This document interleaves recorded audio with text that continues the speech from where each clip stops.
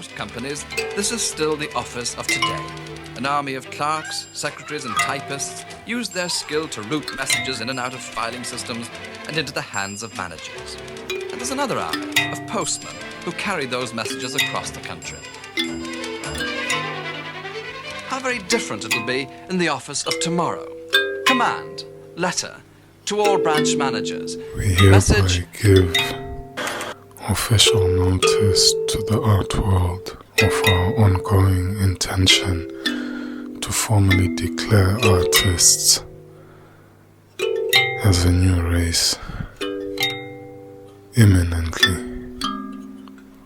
Something happened in the art world's universe that officially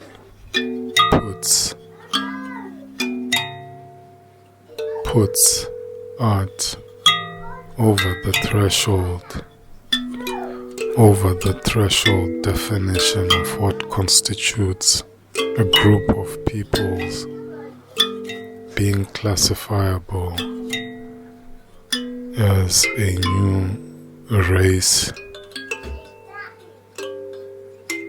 tribe, ethnicity, totem folk, kin, culture, civilization, and other categorizations of similarly generalizable multitudes.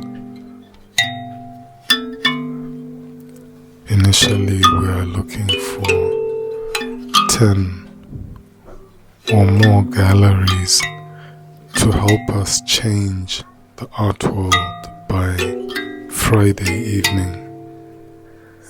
Okay, Monday morning more realistically. Anyway, the change, shift or lift has already begun. All these what we do's are but a mere formality. We have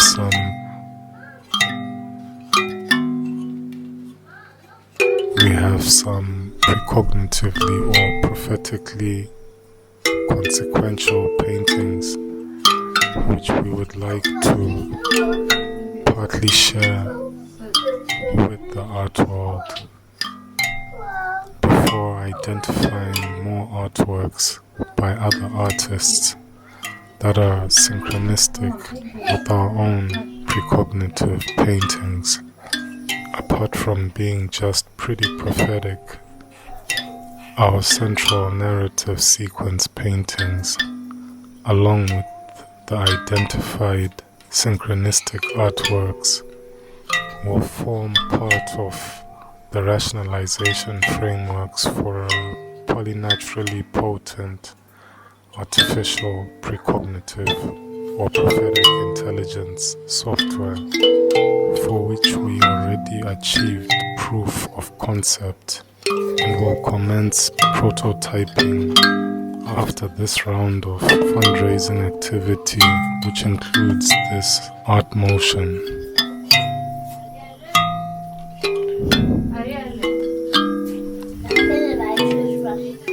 Okay.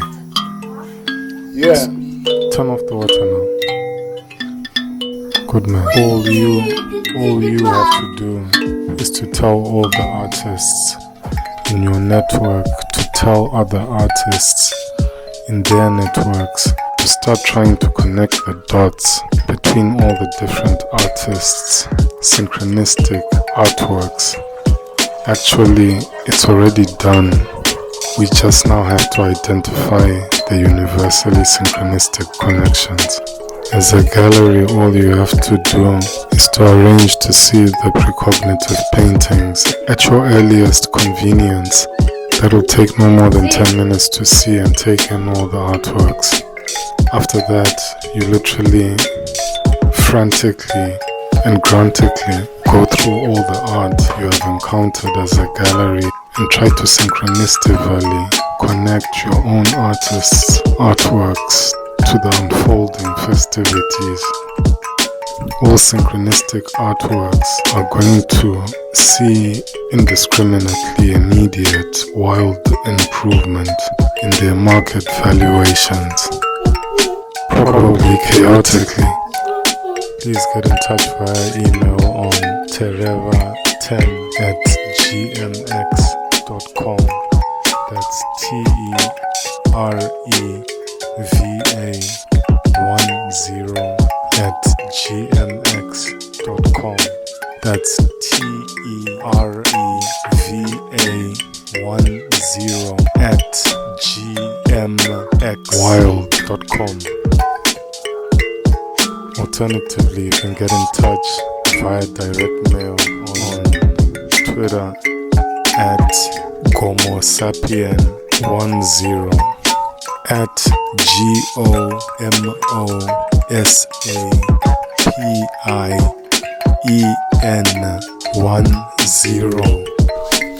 Yo, need I say more? Mundoro. Asante sana and amini mipango ya Mungu. Asante sana and amini mipango ya Mungu. Over 30 million terminals in homes free of charge, despite the fact they're going to cost something like £40 each, because it's cheaper than producing telephone directories. And once that terminal is in, once it's there, the incentive is to use it for other things, obviously. So it's marvellous marketing. It's cheaper over time for the French than to bring out telephone directories every 2 years. You just plug into the central computer, you find your numbers, but at the same time you can find all sorts of other things. You will be using word processors and text processors as information units, as links in an information chain, not just to type. And when that happens, when you can get the technology into the home, when you can get the technology away from the office, when you have word processors and text processors talking to other text processors, at that point you don't need the middleman or woman, do you? In the future, inevitably, we'll all be part of a worldwide information society. So, does it mean we'll all have to learn to type? Well, not exactly. Meet MicroPad, the latest British breakthrough. You write in ballpoint pen or pencil on a pressure-sensitive surface. A microprocessor inside interprets your writing and sends it to the text processor. The processor, in turn, can play your text back onto MicroPad's own display. Or it can send any other message for that matter. But no matter how fast you scribble, typing is much faster. And up until now, there's been no alternative but to learn to type on what is really a very cumbersome device. But now, a clever inventor has teamed up with Hambro Life Assurance and a microprocessor to produce this. At present, it's made in this small factory in Mitcham. It's a light, battery-powered, highly portable electronic typewriter. Its inventor, Cy Endfield, is an author and film director. He directed the film Zulu, and in fact his latest book, Zulu Dawn, was actually written on the micro-writer. The soldiers. As you see, you type using the fingers of only one hand. The added cleverness of the machine is the way you learn to type by relating the shapes of the letters to the fingers you actually use. For instance, the letter I is thumb and forefinger and describes a vertical line. White, tailings, feathers. With these pictorial mnemonics, I learned to touch type fairly adequately in half an hour.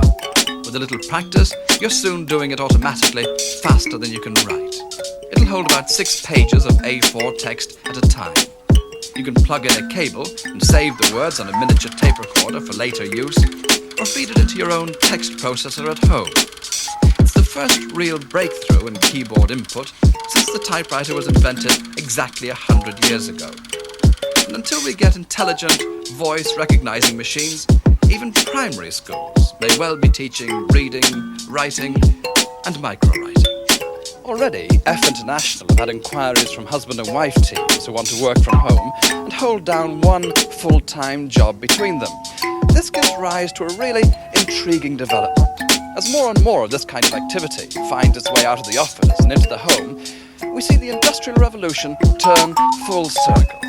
The old cottage industries gave way to factories and organised labour, and what we're now witnessing is the rebirth of those cottage industries. Our old friend the silicon chip, far from destroying traditional concepts like home and family, is actually helping to rebuild them. The pessimists feared that what all this technology was leading to was dull, zombie-like, standardized people. In fact, if anything, it's helping to make people more free and individual. If we do it all wrong, then it could be an absolute disaster. It's the biggest aid to totalitarianism you could ever come across if you think about it. And that must be avoided at all costs. On the other hand, it's the greatest boon to decentralization and people fulfilling themselves. And that is the sort of way we've got to go. It's up to us. So being an optimist, I'm quite excited by it. That encircled the royal